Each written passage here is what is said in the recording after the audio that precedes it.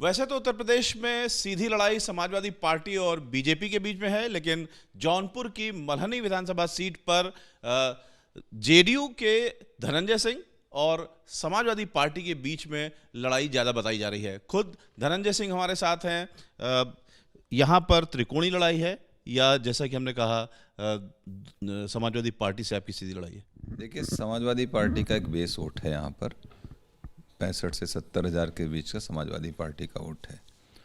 बस उतने तक वो सिमट जाएंगे। मैक्सिमम लिमिट उनकी 70 तक जाएगी और हम लोगों को यहाँ 1 लाख से अधिक मत प्राप्त होंगे।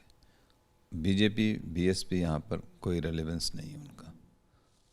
बीजेपी ने ज़्यादा प्रचार भी नहीं किया है आपकी सीट पर? नहीं, बाई इलेक्शन अभी हुआ था 16 महीने पहले। पूरी बीजेपी ने यहाँ पूरी ताकत लगाई थी, फिर भी यहाँ डिपॉजिट नहीं बचा था। मैं इंडिपेंडेंट कंटेस्ट किया था, मैं 69,000 वोट पाया था।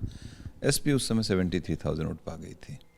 उसे पाने का कारण था कि यहाँ बीजेपी के जो यहाँ के लोकल लीडर्स थे, उन्होंने समाजवादी पार्टी की मदद की थी यहाँ पर। तो वो इस और प्रशासन ने भी उनको पूरी तरीके से हम लोगों को घेरने का प्रयास किया कि रादर देन मुख्य विपक्षी दल से लड़ने के बजाय।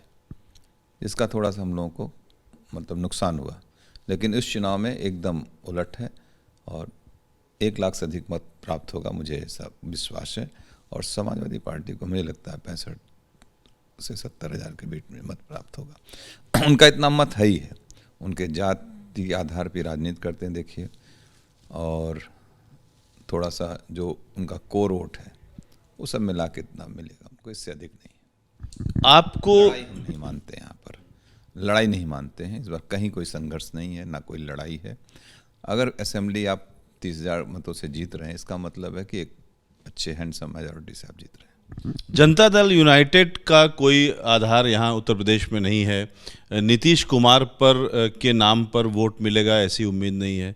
आप को व्यक्तिगत वोट मिल रहे हैं या पार्टी के लिए मिल रहे हैं? देखिए, यहाँ हमारा व्यक्तिगत आधार है, इसमें कहीं कोई दो राय नहीं है।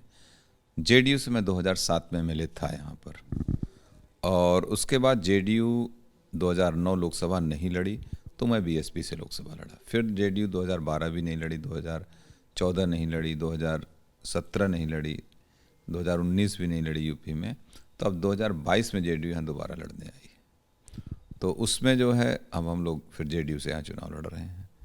जाहिर सी बात है, आपकी अपनी एक दूसरी तरह की छवि है जिसमें आपका नाम आते ही माफिया विधायक, माफिया सांसद, इस तरीके के जुमलों का प्रयोग होता है। जो पार्टियां यहाँ पर हैं, चाहे कांग्रेस हो, बीजेपी हो या सपा हो, बसपा हो, वो आपसे सभी पार्टियों ने दूरी बना रखी है। क्या ये चीज़ अब भी लागू होती है? ये सरासर हम इस बात से आपके सहमत नहीं हैं। आप सभी पार्टियों को उठा के देखिए, कैसे कैसे लोग इनकी पार्टियों से चुनाव लड़ रहे हैं।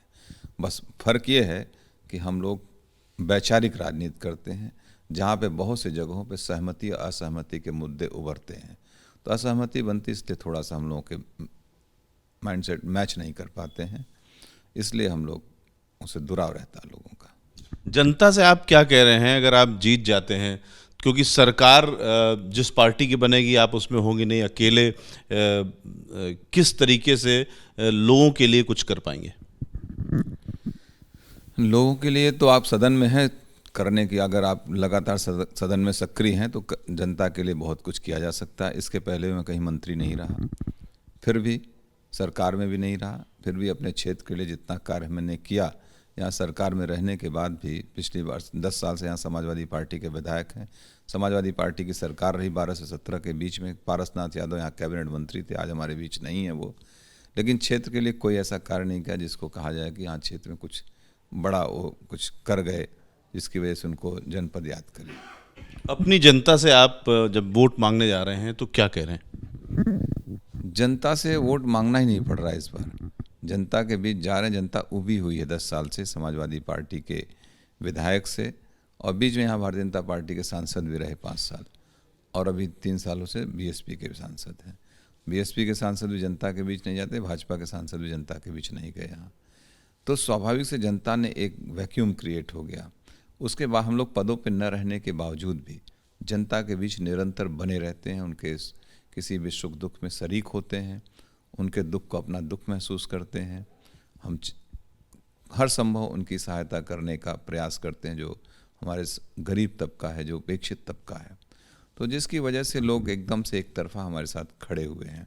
और एक चीज़, जौनपुर की जो सबसे बड़ी लड़ाई है यहाँ पे समाजवादी पार्टी के खिलाफ, उनके गुंडागर्दी के खिलाफ एक सम्मान की भी लड़ाई हमारे जनपद में है।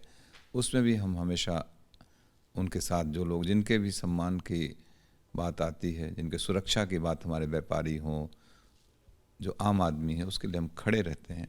तो एक लगाव सा है उन लोगों का हमारे साथ। जनता ही चुनाव लड़ रही इस बार मल्हनी का, वो चाहती है कि हम आएँ और उनकी सेवा करें। इसमें संदेह नहीं कि धनंजय सिंह का अपने चुनाव क्षेत्र में एक खास तरह की जगह है, लेकिन इस बार चुनाव बेहद इंटरेस्टिंग हो चुके हैं और समाजवादी पार्टी और धनंजय सिंह के बीच में जनता किसे चुनती है, ये देखना होगा। कैमरामैन मोहित कासले के साथ रविकांत, एबीपी न्यूज़, जौनपुर।